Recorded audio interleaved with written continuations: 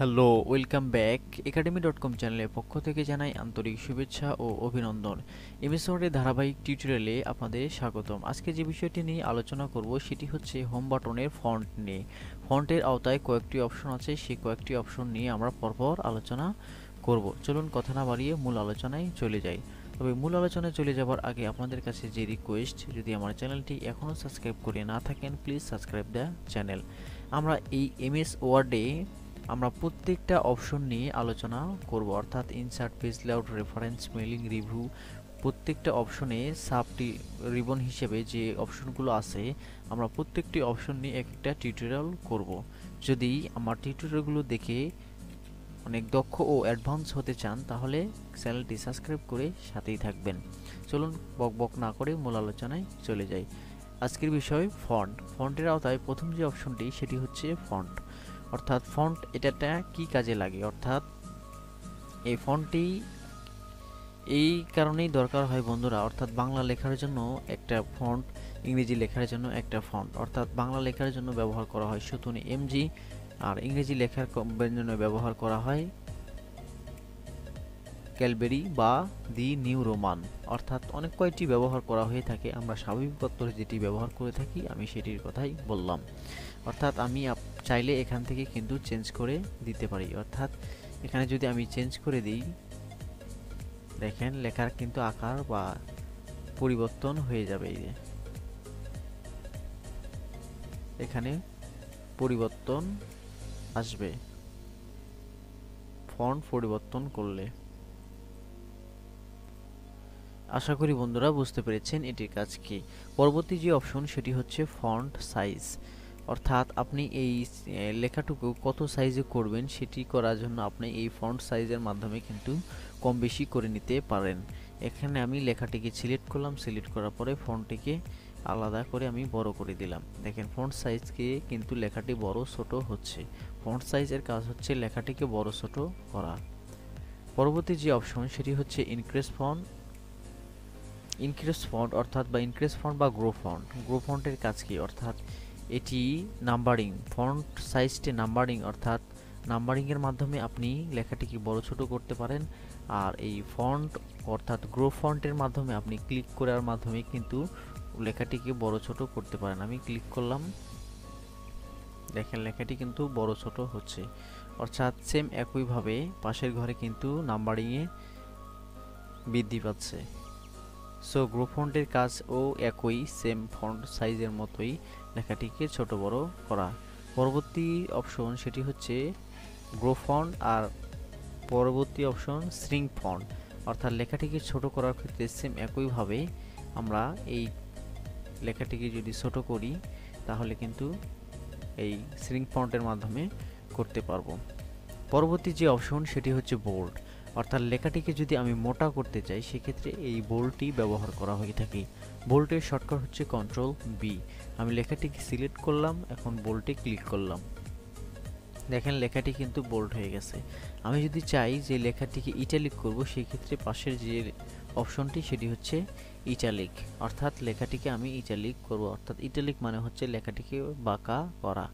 আমি ক্লিক করলাম ইটালিক, দেখেন লেখাটি কিন্তু বাঁকা হয়ে গেল। আমি পরবর্তী যে অপশন নিয়ে আলোচনা করব সেটি হচ্ছে আন্ডারলাইন। বিভিন্ন সময় আমাদের লেখার নিচে আন্ডারলাইন করার প্রয়োজন হয়ে পড়ে। আমি একটা লেখা লিখাই,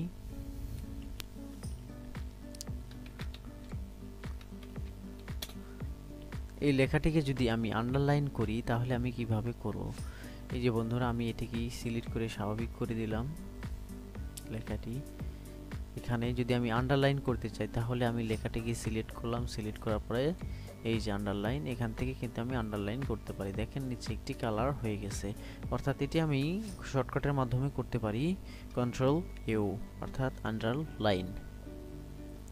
পরবর্তী যে অপশন সেটি হচ্ছে স্টিক থক, অর্থাৎ এটির মাধ্যমে আপনি এই লেখাটিকে ক্রস চিহ্ন, অর্থাৎ বিভিন্ন সময় আমাদের মার্কেটে যখন মূল্যদ্রব্য হ্রাস হিসাবে বা অফার হিসাবে দেখা যায় যে 500 টাকার দ্রব্য 400 টাকা, তখন কিন্তু এই 500 টাকার উপরে ক্রস চিহ্ন থাকে আর 400 টাকার নিচে একটু সবুজ করে লেখা থাকে। আমি এটিকে দেখার জন্য লিখলাম, এটিকে সিলেক্ট করলাম, সিলেক্ট করার পরে এখানে ক্লিক করলাম, দেখেন 500 টাকার মূল্য আমি নিচে দিয়ে দিই যে 400, অর্থাৎ আমার যেহেতু ওটা স্টিক করা আছে সেক্ষেত্রে আমাকে এখন স্টিক হবে। আমি এটিকে আনসিলেক্ট করার পরে এটা করলাম, দেখেন, অর্থাৎ আন্ডারলাইন যেহেতু করা ছিল আমার, সেক্ষেত্রে আন্ডারলাইনে হয়ে গেল, আমি আন্ডারলাইন তুলে দিলাম।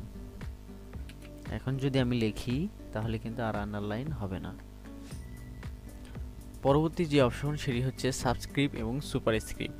সাবস্ক্রিপ্ট অর্থাৎ কোনো লেখাকে যদি আমি নিচে করি, অর্থাৎ স্কোয়ার আর হচ্ছে, অর্থাৎ স্কোয়ার যখন উপরে থাকে তখন এই যে এটার মাধ্যমে করতে পারি, আর পরবর্তী যেটি হচ্ছে সেটা, এটা আমি দেখালে বুঝতে পারবেন। আমি লিখলাম হচ্ছে এস, ডিলিট করে দিই তাহলে বুঝতে সুবিধা হবে। এস আন্ডারলাইন সব কিছু উঠাই দিই, এখানে আমি লিখলাম এইচ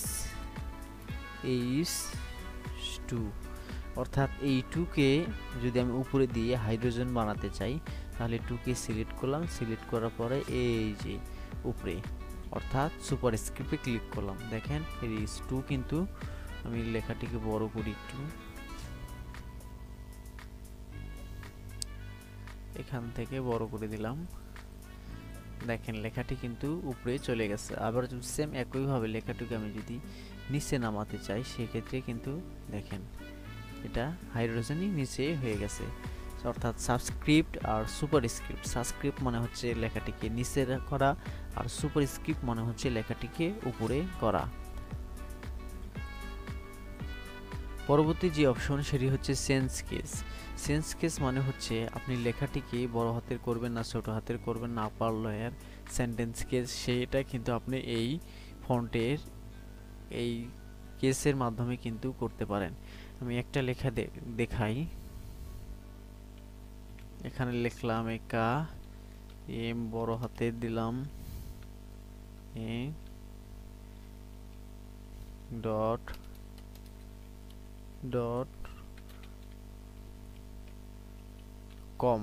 এই লেখাটিকে যদি আমি বড় হাতের, ছোট হাতের, আপার কেস, লোয়ার কেস ইত্যাদি করতে চাই সেক্ষেত্রে আমার এই কেস, সেন্টেন্স কেস বা চেঞ্জ কেসের মাধ্যমে করতে পারবো। এই লেখাটিকে যদি আমি লোয়ার কেস করতে চাই অর্থাৎ সব ছোট হাতের করব, সেক্ষেত্রে আমি লোয়ার কেসের মাধ্যমে করতে পারি।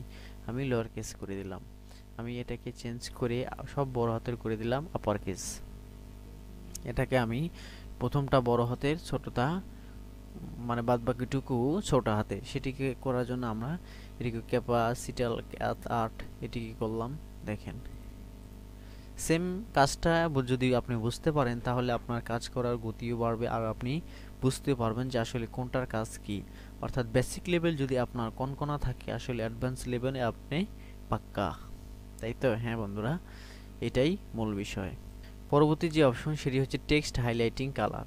আমি লেখাটিকে ছোট করলে আপনারা বুঝতে পারবেন। লেখাটিকে ছোট করলাম,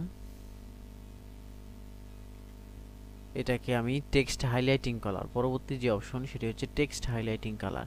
এই লেখাটিকে যদি আমি হাইলাইট করতে চাই তাহলে আমি এখান থেকে এই যে দেখেন লেখাটি কিন্তু আমার হাইলাইট হচ্ছে।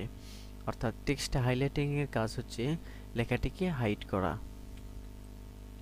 সিলেক্ট করার পরে আমি নো কালার করে দিলাম। এখান থেকে আমি পরবর্তী যে অপশন সেটি হচ্ছে ফন্ট কালার। ফন্ট কালার আমরা সবাই বুঝি যে আসলে লেখার কালারটুকু রং করা, অর্থাৎ লেখাকে যদি আমি রং করতে চাই সেক্ষেত্রে এই ফন্ট কালারের মাধ্যমে আমরা করতে পারবো। উপরে যে অপশন সেটি কি থাকলো, এখানে ক্লিয়ার ফরম্যাটিং, অর্থাৎ যদি আপনি কোনো লেখার একটা ফরম্যাট করেন, সেই লেখাটিরকে ওই ফরম্যাটিং যদি আপনি ডিলিট করতে চান সেক্ষেত্রে ক্লিয়ার ফরম্যাটিং এর মাধ্যমে আপনি ডিলিট করতে পারবেন। সো আশা করি আজকে এই ফন্ট অপশনের টোটাল অপশন বুঝতে পেরেছেন। যদি কোনো সমস্যা থাকে আমার কমেন্ট বক্সে লিখতে পারবেন, আমি সলভ করার চেষ্টা করব ইনশাল্লাহ। সো পরবর্তী টিউটোরিয়াল যে বিষয় নিয়ে আলোচনা করব সেটি হচ্ছে প্যারাগ্রাফ। সো পরবর্তী টিউটোরিয়াল দেখার জন্য আমাদের সাথেই থাকবেন। আজকে এই পর্যন্তই। আল্লাহ হাফেজ।